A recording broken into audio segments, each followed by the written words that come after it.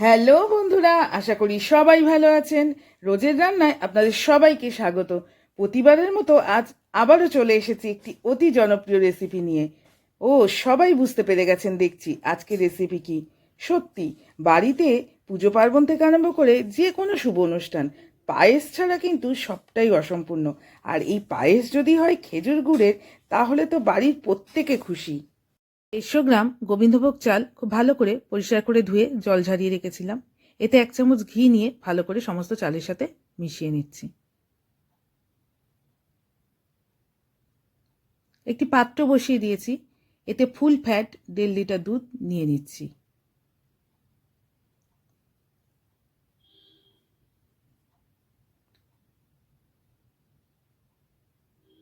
গ্যাসের ফ্লেম মিডিয়ামে রেখে দুধ ভালো করে ফুটিয়ে নেব।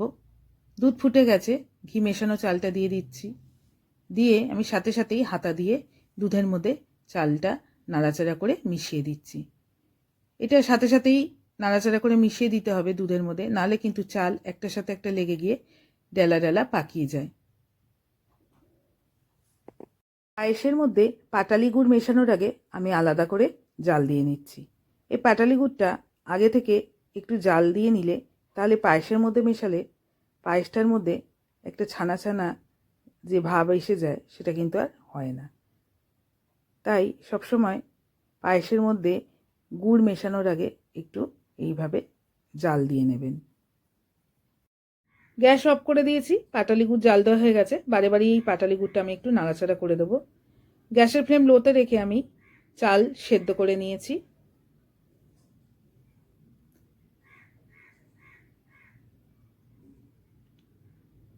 একটি বাটিতে কিছুটা পরিমাণ গরম জল নিয়ে পরিমাণ মতো পাউডার দুধ দিয়ে আমি এটা ভালো করে গুলে নিচ্ছি। এই পাউডার দুধ আমি চাল আর দুধের মধ্যে মিশিয়ে দেব।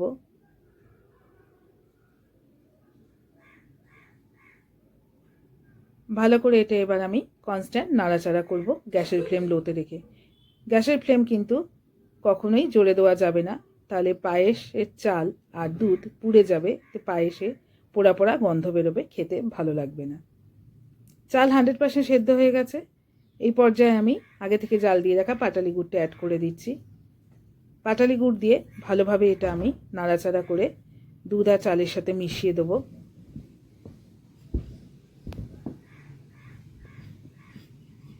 পায়েসটা রেডি হয়ে গেছে।